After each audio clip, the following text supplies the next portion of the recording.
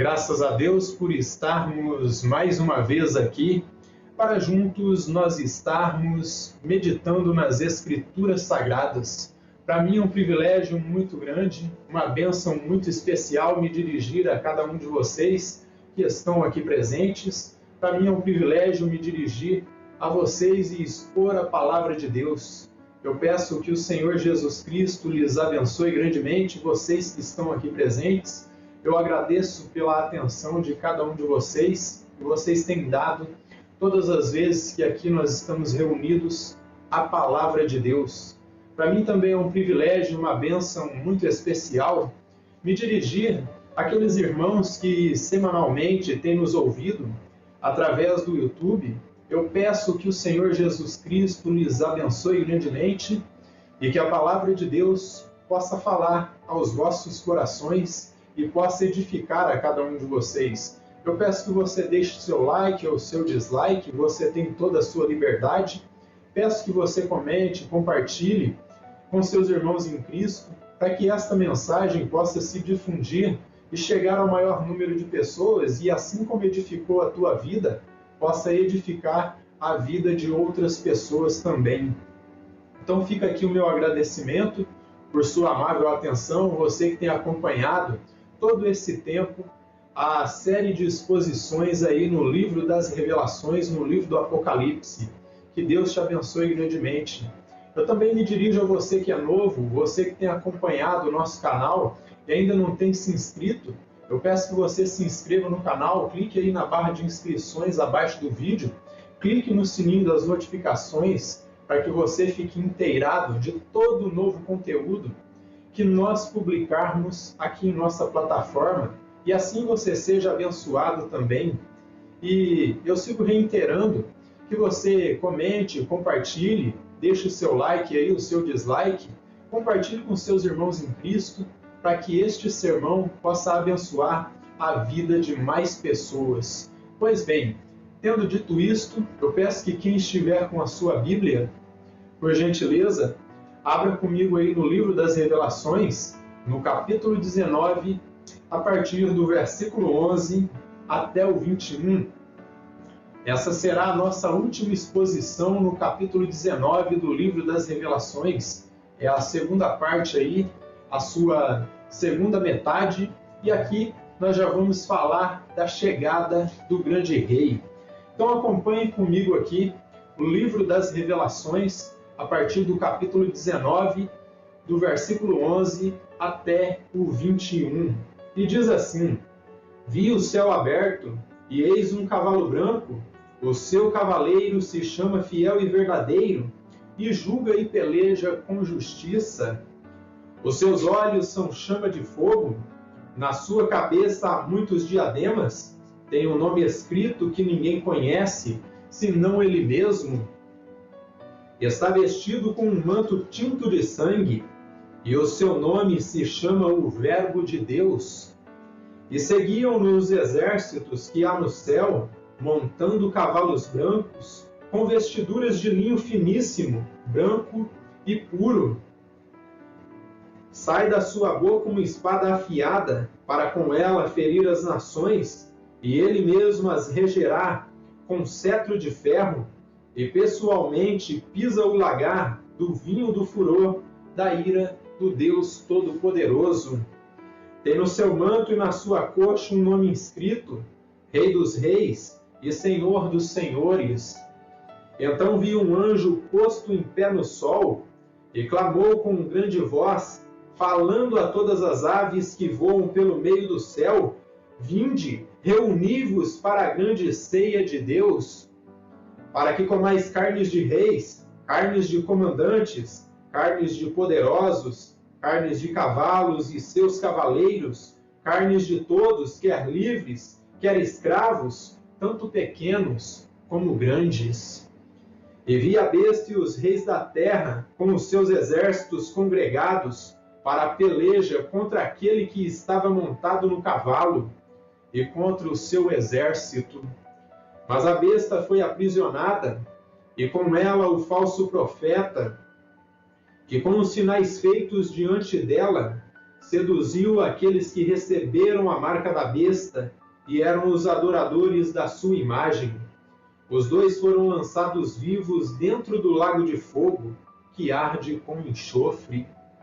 Os restantes foram mortos com a espada que saía da boca daquele que estava montado no cavalo, e todas as aves se fartaram das suas carnes. Amém? Lemos até aqui as Escrituras Sagradas. Então nós temos aqui uma passagem bastante difícil de expormos, porque trata da segunda vinda do Senhor e Salvador Jesus Cristo. A imagem pintada aqui, meus irmãos, não é de uma guerra, mas é de um grande massacre.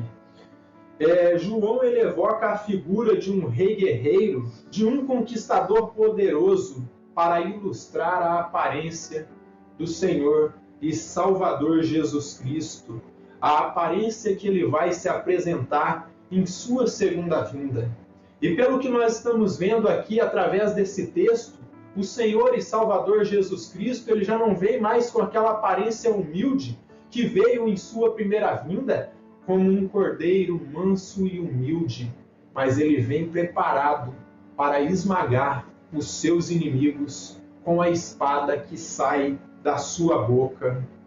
Esta imagem que o apóstolo João evoca aqui de um grande rei conquistador, de um rei guerreiro, que vem para a peleja em favor do seu povo, é uma imagem que os seus leitores ali, o seu público, estava bastante inteirado, visto que eles estavam inseridos no Império Romano.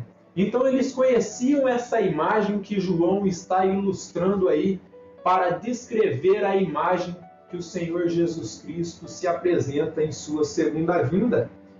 Então, eles estavam inseridos no Império Romano e eles já haviam visto o cortejo de grandes generais militares ali do Império, que quando retornavam de suas batalhas, talvez eles estavam com o seu traje todo sujo de sangue, o sangue dos seus inimigos, que foram derramados aí no campo de batalha.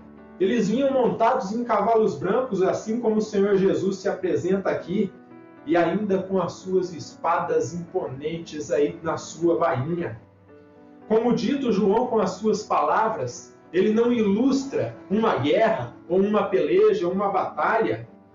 Ele ilustra aí um massacre, não uma guerra, onde em uma última tentativa frustrada, o anticristo, o falso profeta e todos os seus vassalos regidos por demônios, eles se levantam aí para fazer guerra contra Cristo e a sua igreja. Eles vêm com tudo para cima daquele que estava montado no cavalo. É a sua última investida antes do milênio ser inserido e ser consolidado no planeta Terra. Então é a última vez que o inimigo de Deus ele enfrenta o Senhor e Salvador Jesus Cristo por meio de uma tal peleja, que é uma batalha perdida, porque diante do poder absoluto do Senhor e Salvador Jesus Cristo, vai ser um massacre. Então é a última investida do diabo antes do milênio começar, que é um assunto que nós vamos estar falando na próxima semana. Só que Satanás, como ele é um derrotado, ele cai por terra devido ao poder da espada, a palavra que sai da boca do verbo de Deus. Esta imagem João toma do livro de Isaías, no capítulo 11, versículo 4. Veja o que diz aqui, em Isaías, no capítulo 11. Aqui nesta presente passagem que nós estamos estudando, esta profecia de Isaías, ela se cumpre. Veja o que diz aqui, e é uma profecia com relação ao milênio, com relação ao reinado de Cristo aqui na terra. Vejam bem o que diz aqui, Isaías capítulo 11 e versículo 4, diz que o Senhor Jesus ele julgará com justiça, o seu julgamento será sem parcialidade. Veja o que diz aqui, mas julgará com justiça os pobres e decidirá com equidade, ou seja, com justiça, a favor dos mansos da terra, ferirá a terra com a vara da sua boca e com o sopro dos seus lábios matará o perverso, que aqui é uma referência ao anticristo. Então, com o sopro da boca dele, com a palavra que sai da boca dele, essa espada que sai da boca dele, ele destrói e destroça todos os seus inimigos. Então, nestes momentos, essa profecia começa a se cumprir, mas João também faz referência às palavras do Espírito Santo através do apóstolo Paulo em 2 Tessalonicenses, capítulo 2 e versículo 8. Veja o que diz aqui, 2 Tessalonicenses, capítulo 2 e versículo 8, a profecia do homem da iniquidade. Veja o que diz aqui, 2 Tessalonicenses, capítulo 2 e versículo 8, diz da seguinte maneira: então será de fato revelado o iníquo, a quem o Senhor Jesus matará com o sopro de sua boca e o destruirá pela manifestação da sua vinda. Então perceba, meus irmãos, que esta profecia que João descreve aqui, que muito em breve irá se cumprir, já é uma profecia que ela vem se desenvolvendo progressivamente através da Bíblia desde o Antigo Testamento. O profeta Isaías, o profeta Ezequiel e também o profeta Jeremias falaram acerca da vinda do Messias por segunda vez. Eles apontaram que esse grande rei guerreiro viria para batalhar por seu povo. Então Cristo julgará, ou ele pastoreará com vara de ferro as nações ímpias, destruindo-as por completo sem deixar vestígios. A chegada do grande rei guerreiro, o Messias, Jesus Cristo, define o fim dessa peleja, o fim dessa batalha e também o fim dos seus inimigos. O Grant Osborne, ao comentar aqui esta presente passagem, ele diz o seguinte, aqui a parousia, isto é, a segunda vinda de Cristo, é vista do ponto de vista do rei conquistador, que veio para destruir os seus inimigos e estabelecer o seu reinado. É o que João está descrevendo aqui. É a figura do grande rei guerreiro, do grande conquistador, vindo tomar posse do seu reinado, que é dele por legítimo. E desta forma, ele vem com todo o poder e com toda a glória. Ele vem com os exércitos celestiais para tomar aquilo que pertence a ele por direito. Mas antes de entrarmos na exposição deste texto, eu quero dar algumas razões, meus irmãos, por que o Senhor Jesus ele tem que vir por segunda vez. Por que ele tem que retornar? Primeiro, porque ele prometeu. Ele disse que retornaria. Toda a Escritura no Novo Testamento diz que ele retornará. O mesmo Senhor que subiu aos céus é o mesmo que vai descer, não é outro. Ele subiu já como o grande rei guerreiro empoderado que venceu a morte, que venceu o pecado na cruz do Calvário. E ele vai retornar da mesma forma que ele subiu. Ele disse lá em João 14 que ele voltaria. Ele disse, eu vou, mas eu voltarei para vocês. E ele não pode mentir, e ele disse que retornaria, e por isso ele vai retornar. Porque é necessário que o Senhor Jesus Cristo retorne, porque ele prometeu. E essa é a bendita esperança do crente. Se não há segunda vinda, não tem porquê nós estarmos aqui reunidos, não tem porquê eu estar proclamando o Evangelho se Cristo não vai retornar. Em segundo lugar, porque Cristo em seu retorno, ele mostrará mais uma vez a sua glória e o seu poder, a sua supremacia e a sua soberania. Como eu dizia ao início desta atividade, em João no capítulo 12, o Senhor Jesus orava ao Pai e pedia que o Pai glorificasse o seu nome. E o Pai respondeu para ele e disse, eu já tenho glorificado o teu nome, mas eu vou glorificar outra vez. E essa outra vez que ele promete que vai glorificar o nome do Senhor e Salvador Jesus Cristo é na segunda vinda. Seu nome já foi glorificado na primeira, como o grande rei na cruz do Calvário, vencendo o pecado, vencendo a morte e vencendo o diabo, que é o originador do pecado e da morte. Mas agora ele vem para tomar este reino aqui e mostrar para o mundo mais uma vez que ele é o Rei Supremo e Absoluto.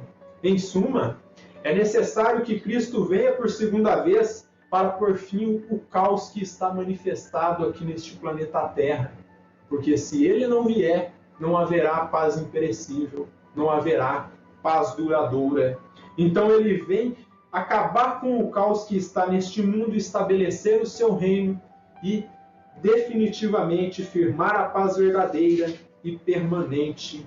Mas antes disso, meus irmãos, nós devemos estar preparados, pois antes as coisas vão se tornar cada dia piores e vai culminar neste grande massacre do anticristo aí, do falso profeta, com os seus seguidores, para então, no final, as coisas se tornarem totalmente melhores do que nós já vemos aqui neste mundo atual. Mas agora eu quero que vocês prestem atenção aqui, olhem comigo para os versículos 11 até o 13 do livro das Revelações aqui no capítulo 19. Ó. Vejam bem o que está dito aqui. Vamos observar o que diz esse texto. Vi o céu aberto e eis o cavalo branco. E eis um cavalo branco. O seu cavaleiro se chama Fiel e Verdadeiro e julga e peleja com justiça. Então João vê um grande rei imponente montado em seu cavalo branco vindo tomar esta terra de volta. E desta forma, ele diz que aquele que monta este cavalo é fiel e verdadeiro. E o único fiel e verdadeiro que nós conhecemos é Jesus Cristo. O único que tem o julgamento perfeito, o único que é imparcial, ele não tem parcialidade, ele não julga como os homens julgam, ele é perfeito, ele é absoluto em verdade. E desta forma, ele é fiel e verdadeiro. Os seus olhos são chama de fogo. Desta forma, isso define a sua onisciência. Ele vê de uma forma diferente. Ele vê o teu pecado, ele vê o meu pecado. Ele vê a profundeza do meu coração. Ele sabe o que está se passando dentro de mim. Ele conhece a minha mente. Ele conhece o que eu vou falar antes mesmo de falar. Ele conhece o que você vai falar antes mesmo de você falar. Ele sabe o que vai acontecer no futuro antes mesmo de acontecer, porque ele é onisciente. Na sua cabeça há muitos diademas, e isso vai ficar mais claro quando nós chegarmos no versículo 16, que diz que ele é o Rei dos Reis e Senhor dos Senhores. Porque ele tem muitas coroas na sua cabeça? Porque ele é o imperador do universo. E dessa mesma forma que João começou, ele segue. Aqui João está ilustrando a imagem dos imperadores romanos, que controlavam várias províncias ali. Nós poderíamos usar também os imperadores ali, os reis medo-persas, que também controlavam várias províncias e muitas vezes naquele período eles usavam diversas coroas na cabeça para demonstrar cada lugar que eles controlavam. E por isso que Jesus ele vem com muitos diademas na sua cabeça, com muitas coroas, porque ele é o Rei dos Reis, porque ele é o Senhor dos Senhores, porque ele é o grande Rei guerreiro. E segue aqui, ó, tem um nome escrito que ninguém conhece senão ele mesmo. Isso aqui eu já vou tocar neste ponto aqui deste nome desconhecido. Está vestido com um manto tinto de sangue e o seu nome se chama o Verbo de Deus. O que vemos aqui, meus irmãos, é uma clara descrição da segunda vinda do nosso Senhor e Salvador Jesus Cristo. E também o objetivo de sua segunda vinda, o fato é que ele vem, meus irmãos. E para que ele vem? Ele vem para destruir os seus inimigos. E mais uma vez o apóstolo João ele toma emprestado uma descrição do Antigo Testamento para elaborar o que ele está vendo. E aqui há uma clara referência a Isaías 63, de versículo 1 até o 6. É a mesma descrição. Ó. Vejam bem o que diz aqui. Ó. Isaías capítulo 63, de versículo 1 até o 6. Prestem bem atenção no que o profeta Isaías descreve aqui e percebam se não é uma descrição clara da segunda vinda de Cristo, vindo para esmagar os seus inimigos. Isaías usa aqui o exemplo aí, do lagar, onde as uvas eram prensadas para se retirar o suco da uva e ali fazer o vinho. Vejam bem o que diz aqui. Ó. Quem é este que vem de Edom, de Bosra, com vestes de vivas cores, que é glorioso em sua vestidura, que marcha na plenitude da sua força? Sou eu que falo em justiça, poderoso para salvar. E aqui o próprio profeta Isaías ele já descreve quem é. Porque essa pessoa que aparece com veste de vivas cores aqui, com este manto vermelho que vem de Edom aí, é o único que é poderoso para salvar. E esse é Jesus, ó. Porque está vermelho o traje e as tuas vestes, como as daquele que pisa as uvas no lagar? O lagar eu pisei sozinho, e dos povos nenhum homem se achava comigo. Pisei as uvas na minha ira, e no meu furor as esmaguei. E o seu sangue me salpicou as vestes, e me manchou o traje todo. Porque o dia da vingança me estava no coração, e o ano dos meus redimidos é chegado. Então, o que é que Isaías está descrevendo aqui? Está descrevendo o Salvador do universo, o Salvador dos eleitos de Deus, o Salvador dos humanos que foram salvos ali na cruz do Calvário, vindo em vingança, para tomar ali a causa dos seus redimidos, para tomar a causa daqueles que ele comprou com seu precioso sangue, e desta forma ele vem como grande rei guerreiro, para esmagar, para destruir. E muitos podem se perguntar, mas pastor, o Senhor Jesus Cristo não é o rei de paz? Para declarar a paz permanente, ele tem que subjugar os seus inimigos. Porque só há períodos de paz, porque houve períodos de guerras. Porque se não houvessem períodos de guerras, não haveriam períodos de paz. E desta forma, eu posso dizer para vocês uma frase muito antiga, que muitos antigos costumavam mencionar, que só a paz diante de sangue, e muito sangue derramado. Então vejam o que segue aqui, ó.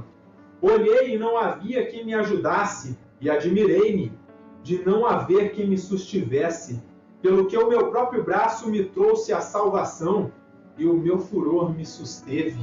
Jesus, ele completou o processo de salvação dos seus eleitos completamente sozinho. Ele não teve ajuda de ninguém, foi o braço dele que o sustentou. E veja o que diz aqui, ó. Na minha ira pisei os povos, no meu furor embriaguei-os, derramando por terra o seu sangue. Então vejam que é uma frente de batalha, é um massacre que vem sendo manifestado aqui, ó. E desta forma, em sua primeira vinda, o Senhor Jesus Cristo ele veio como Cordeiro de Deus para nos redimir de nossos pecados. Mas em sua segunda vinda, ele não vem como cordeiro, ele não vem como servo sofredor, mas como leão, como grande rei guerreiro, um conquistador que irá julgar os ímpios e destruí-los de uma vez por todas com o sopro de sua boca. Ele vai destruir todos os seus inimigos. Seu julgamento, como eu disse, não é parcial, mas justo, verdadeiro, digno de confiança e digno de credibilidade. Ele sabe o que ele está fazendo. Alguns poderiam falar, mas cadê o amor? Ele demonstrou o seu amor para os seus eleitos, mas para os ímpios, para aqueles que se revoltaram contra ele, se aliaram ao anti-Messias, se aliaram ao anticristo, o que sobra para eles é ira, dor e destruição. O amor não é aplicado para eles. O amor de Deus só se aplica àqueles a quem o Senhor Jesus, antes da fundação do mundo, escreveu ali no livro da vida. E desta forma, ele só derrama o seu amor para com os seus eleitos. E desta forma, o seu julgamento é digno de credibilidade, sua guerra tem um sentido. Ele vem para cobrar o sangue dos muitos mártires que foram mortos através do tempo, do presente e do passado. Por isso, ele peleja com justiça. Não é um massacre operado à toa, mas um reflexo de um Deus que está irado diante de tanta maldade, pecado e sujeira que está manifestado aqui dentro do contexto deste mundo maldito. Seu traje está salpicado de sangue, está tinto de sangue, mas não é o seu próprio sangue que foi derramado na cruz do Calvário, mas é o sangue dos seus inimigos que foi derramado no campo de batalha. Esse rei guerreiro que se apresenta aqui, ele vem com seu traje todo sujo de sangue, mas é um traje que está sujo das muitas batalhas que ele pelejou, e desta forma, o sangue que está ali no seu traje não é o seu próprio sangue que foi derramado na cruz. Porque a figura que João está descrevendo aqui não é de cordeiro, mas é de um grande rei que vem pelejar a favor do seu povo. E desta forma, o sangue que embebeu a sua veste e o seu traje é o sangue dos seus inimigos. Aqui neste texto, meus irmãos, João não está falando de um cordeiro, ou o servo sofredor de Isaías 53, que veio morrer pelos seus eleitos, pelo seu povo, justificar o seu povo. Mas ele está falando de um rei colossal, de um guerreiro que vem pela causa do seu povo. E como eu dizia anteriormente, aquela questão do nome oculto de Deus que aparece aqui, o nome de Deus que aparece sobre o Senhor Jesus Cristo, nesse bloco João menciona que Cristo possui um nome ou um título desconhecido dos homens.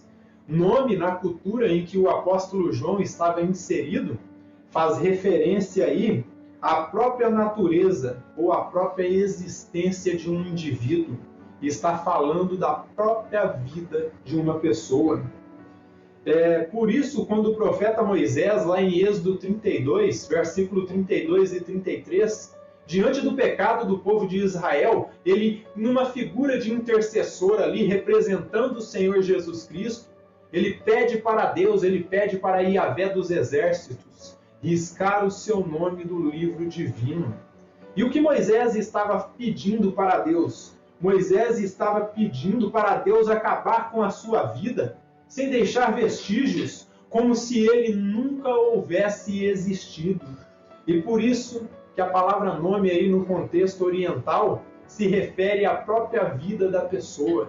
E quando fala de riscar o nome de alguém, está falando de acabar com a vida da pessoa.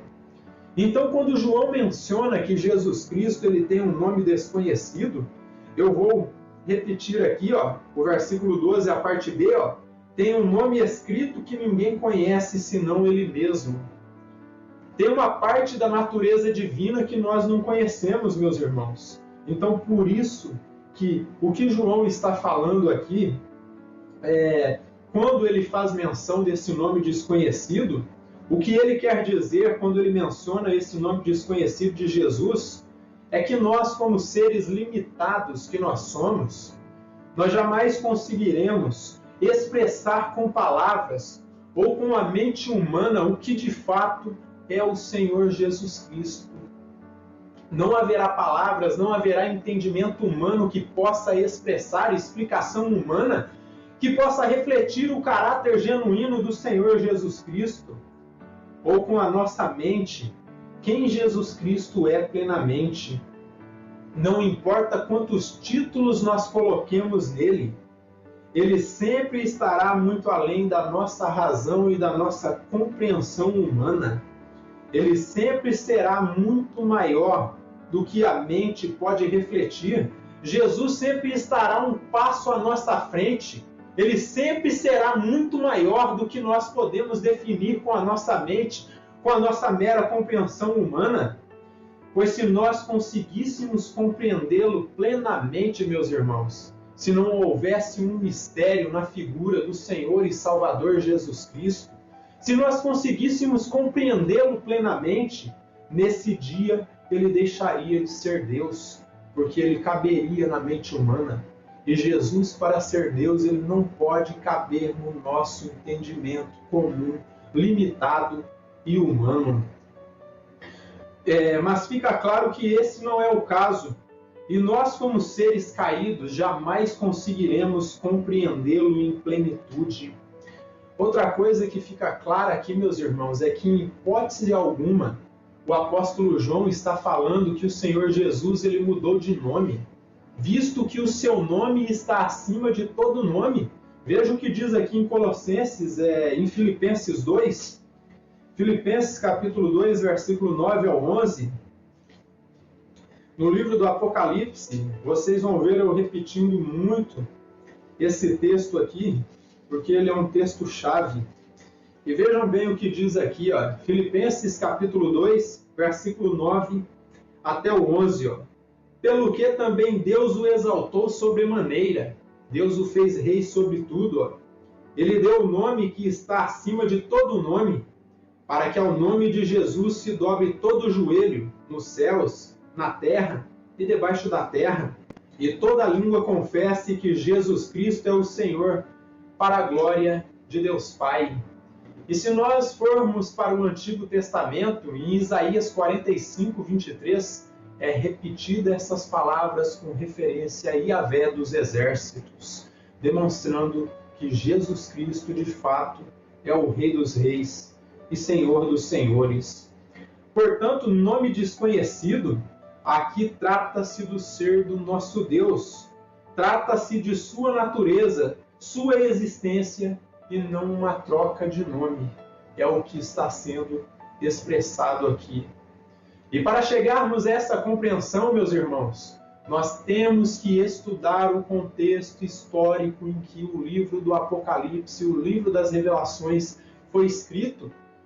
Nós só conseguimos chegar a uma interpretação exata se nós sabermos em que o apóstolo João estava pensando quando fala e escreve o que escreve. Então, por isso, nós entendemos aqui, devido à cultura que ele estava inserido, que quando ele fala desse nome desconhecido, ele está falando da natureza divina, que por mais que nós lutemos para compreendê-la, ela sempre estará um passo à nossa frente. Como meros mortais, jamais conseguiremos entender a pessoa de Jesus, que é divino e homem ao mesmo tempo. E desta forma, ele é Deus. E ainda mais, como nós conseguiremos compreender um Deus que é um, mas que é três pessoas ao mesmo tempo, de modo que o Pai não é o Filho não é o Pai, o Espírito Santo não é o Pai nem o Filho. Só que continuam sendo um único Deus. Por isso que ele sempre estará muito além da nossa compreensão. O irmão Matthew Henry, ao comentar esses versos, ele diz assim, ó, o Verbo de Deus, o nome que ninguém conhece plenamente, senão ele próprio, nós só sabemos que este Verbo era Deus manifestado na carne, porém sua perfeição não pode ser plenamente entendida por nenhuma criatura. Então percebam que o Matthew Henry, lá no final do século XVII, ao ler esse texto, ele interpretou desta forma, que quando João menciona o nome desconhecido aqui, está falando da perfeição divina, da natureza e da substância divina, que o homem não consegue compreender.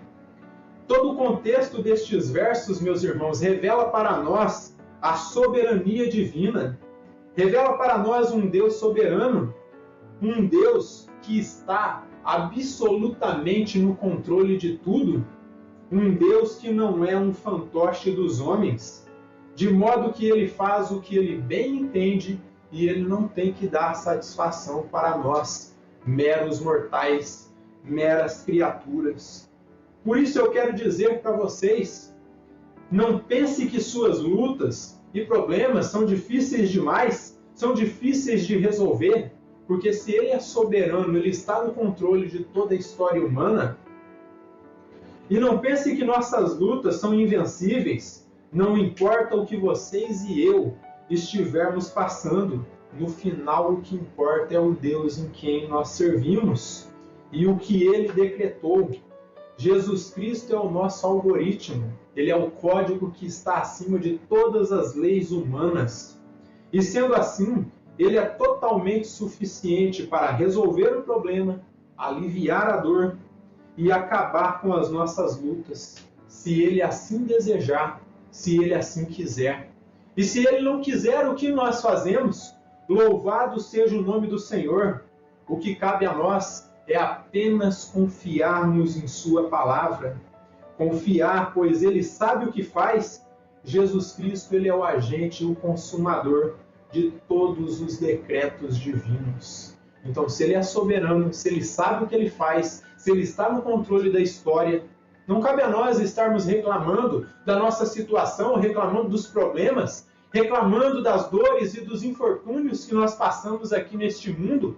O que cabe a nós é confiarmos no poder do nosso Deus, porque Ele está no controle de tudo.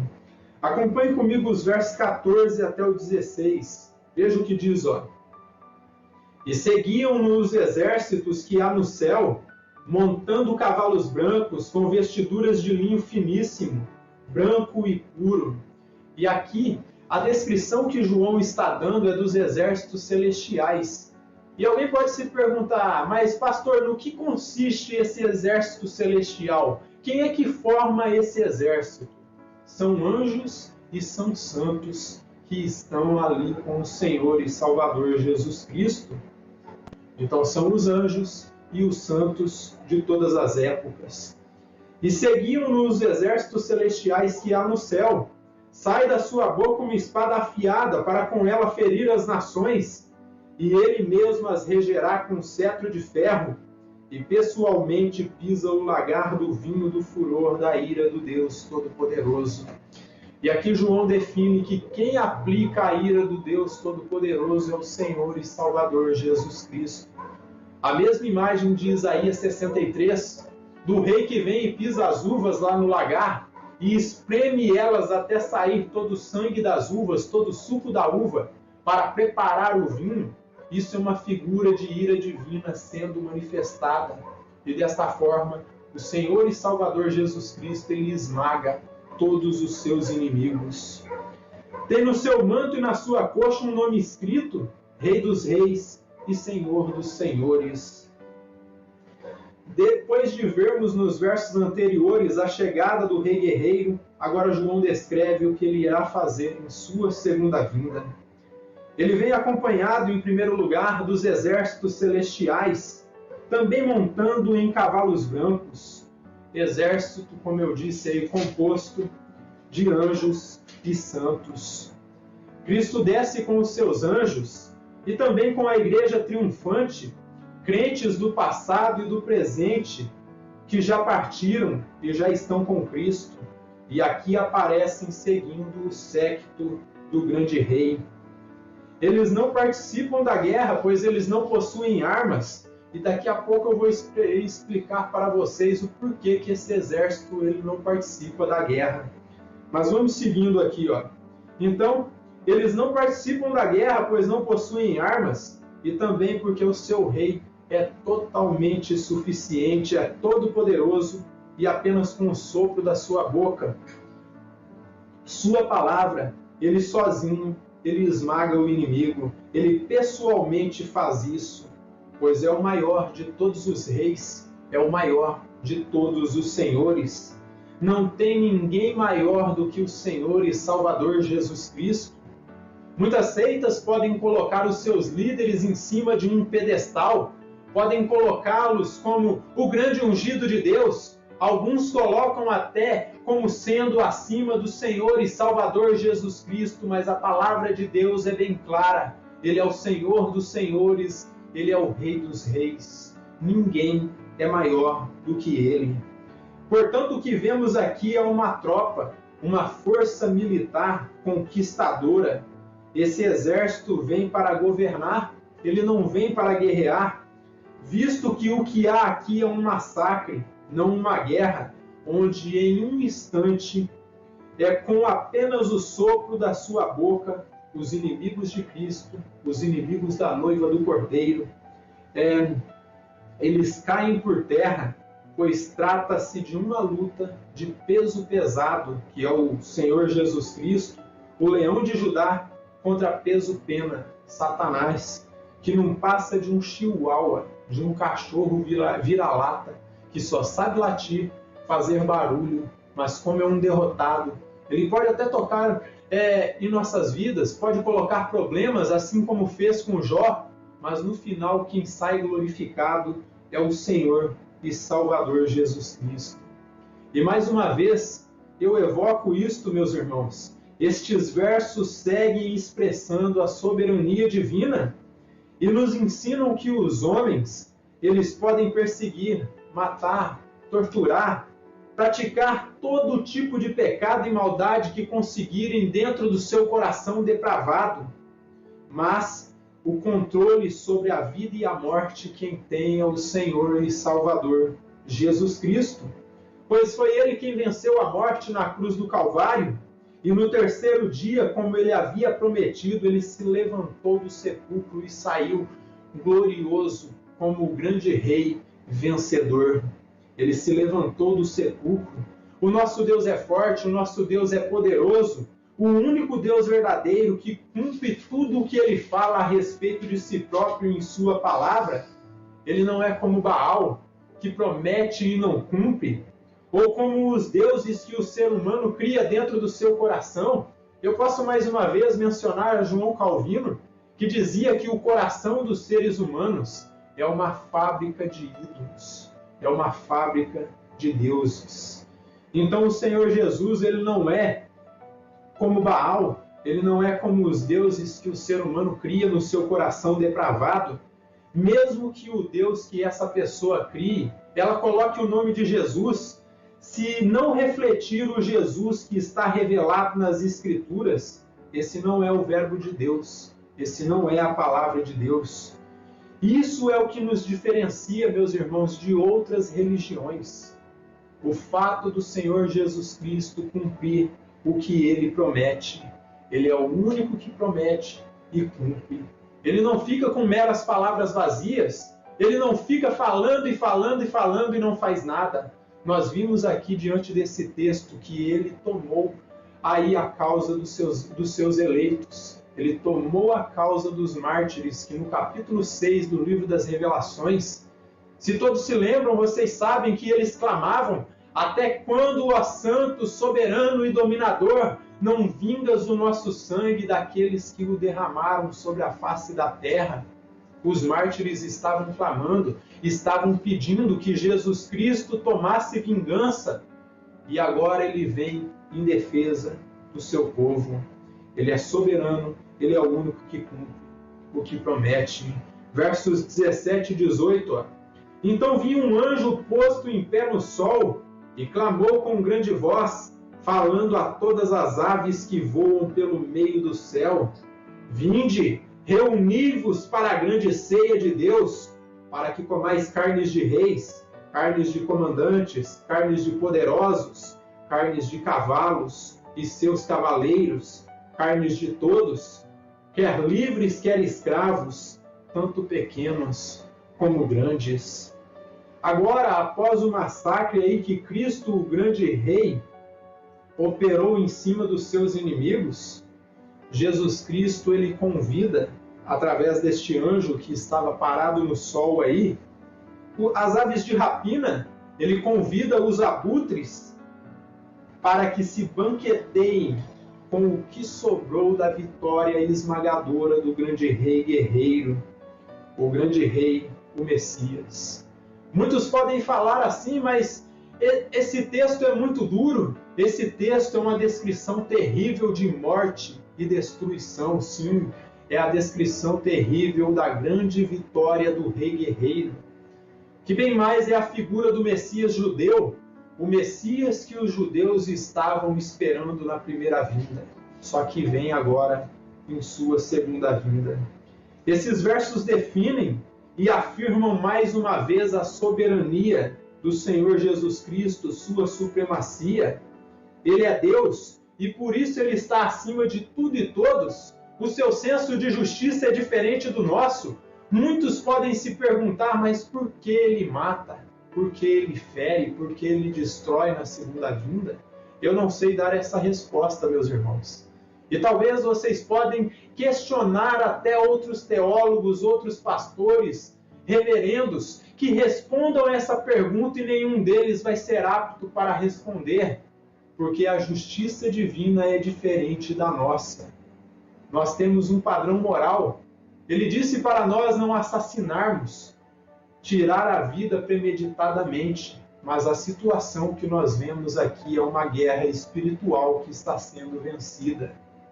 E desta forma, essas mortes que são operadas aqui não são considerados assassinatos, mas são mortes legítimas no campo de batalha.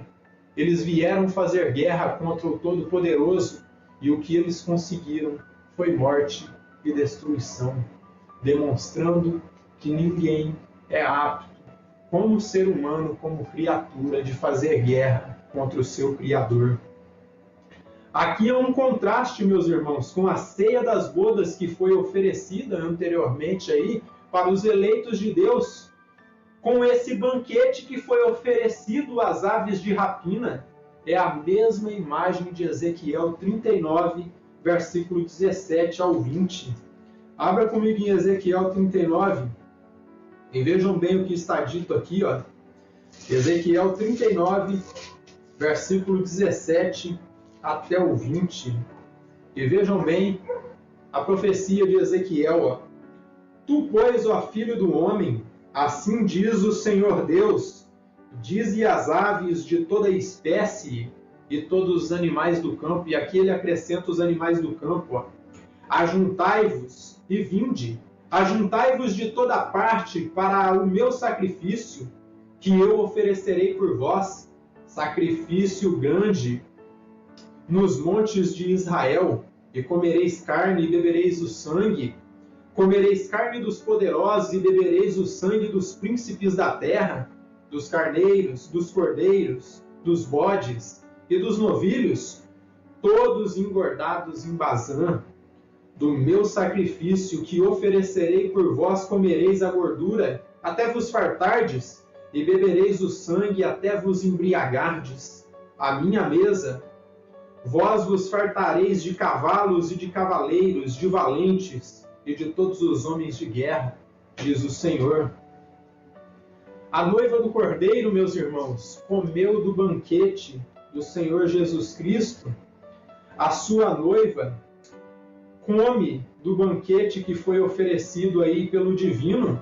E por outro lado, o que sobrou dos inimigos de Deus, dos inimigos de Cristo, dos inimigos de sua noiva, são devorados aí pelas aves de rapina, pelos abutres. E como Deus é justo, meus irmãos, cada um recebe de acordo às suas obras. Os eleitos celebram a comunhão com o Senhor e Salvador Jesus Cristo. Eles celebram a união de Cristo com a sua noiva. Já os ímpios, eles se tornam um banquete debaixo da ira divina. Como dito, muitos podem pensar que a descrição aqui é terrível, mas o que nós vemos aqui é a justiça divina sendo feita. E o que isso nos ensina, meus irmãos?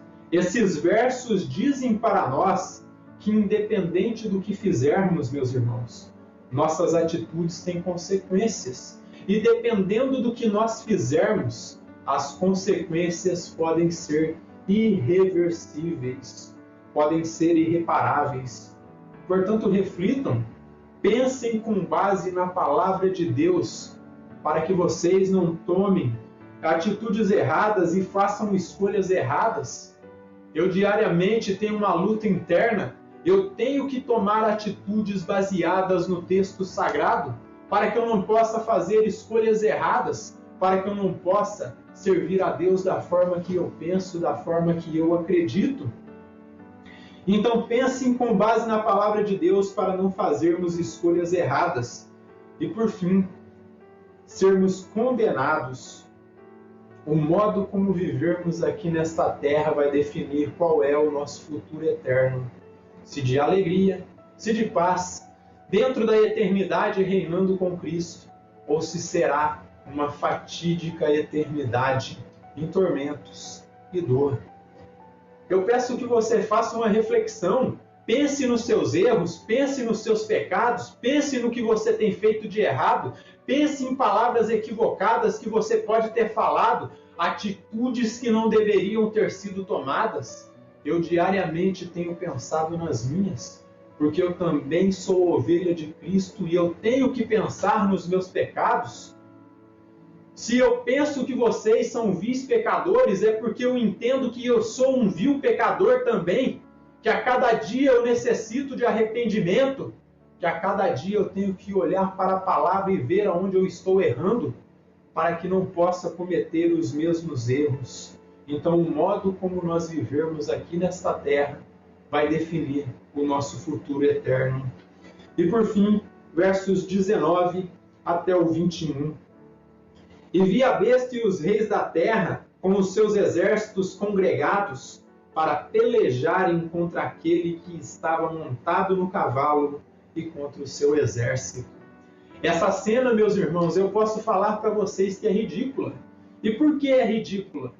O anticristo, juntamente com o falso profeta e todo o seu exército inimigo, eles se juntam ali no campo de batalha para fazer guerra contra aquele que não tem como fazer guerra. Porque Jesus, ele é todo poderoso, como foi apresentado aqui, e não adianta o diabo com os seus adeptos virem aí com exércitos, com bombas nucleares, com toda a maldita guerra que eles criaram aqui nesta terra, com as suas armas bélicas que têm tirado a vida de crianças inocentes. Não adianta os homens com seu coração depravado se levantarem contra o Eterno, pois é uma guerra perdida. E é por isso que eu falo que a cena é ridícula, meus irmãos. Mas a besta foi aprisionada, e com ela o falso profeta, que com os sinais feitos diante dela, seduziu aqueles que receberam a marca da besta, e eram os adoradores da sua imagem. Os dois foram lançados vivos dentro do lago de fogo, que arde com enxofre. Os restantes foram mortos com a espada que saía da boca daquele que estava montado no cavalo, e todas as aves se fartaram das suas carnes.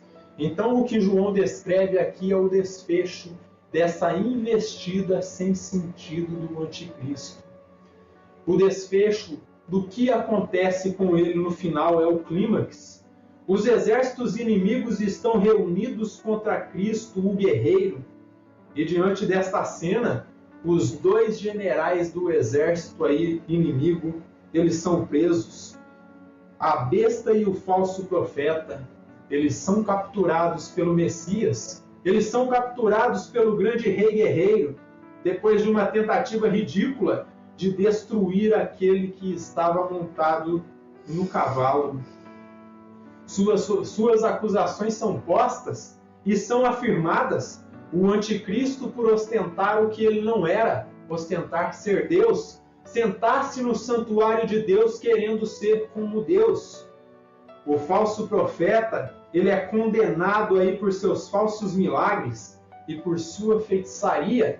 O ato dele de enganar as nações por meio de sua falsa mensagem. E desta forma, os dois são lançados vivos no lago de fogo. Eles são lançados de forma consciente, o que indica que esse castigo aí é eterno. Ele não tem fim, ele não é temporário, como dizem os aniquilacionistas, que dizem que o diabo e seus seguidores vão sofrer por um tempo e depois vão desaparecer. Isso não é bíblico. A palavra de Deus deixa claro que o castigo é eterno. Esses versos mostram para nós que a ideia aniquilacionista ela é antibíblica, e eu posso dizer para vocês, até diabólica, pois ela minimiza o castigo daqueles que se rebelaram e ofenderam um Deus que é eterno. E se o ser que foi ofendido é eterno, importa que o castigo seja eterno também.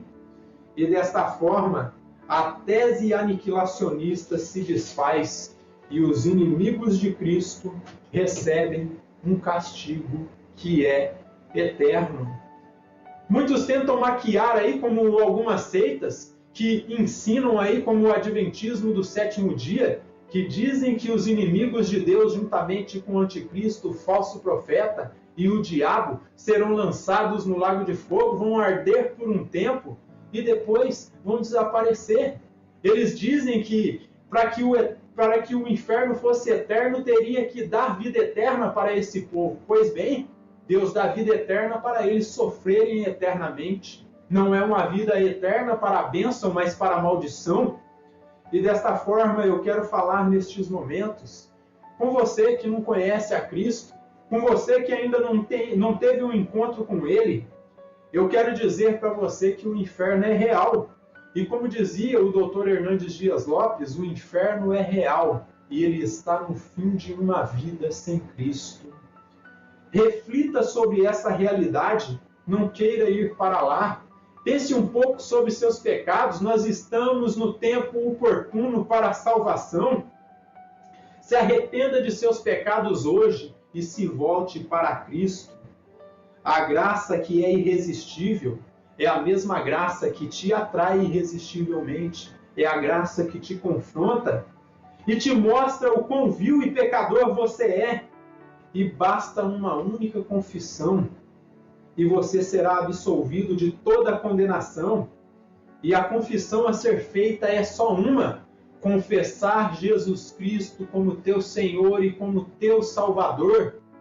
A hora de você pensar sobre os seus pecados é agora e refletir o quão vil e pecador você é, o quão vil e pecadores toda a humanidade está formada. Somente essa confissão é capaz de te privar de uma eternidade em tormentos no inferno, separado de Deus. Porque já não basta viver toda a sua vida separado de Cristo.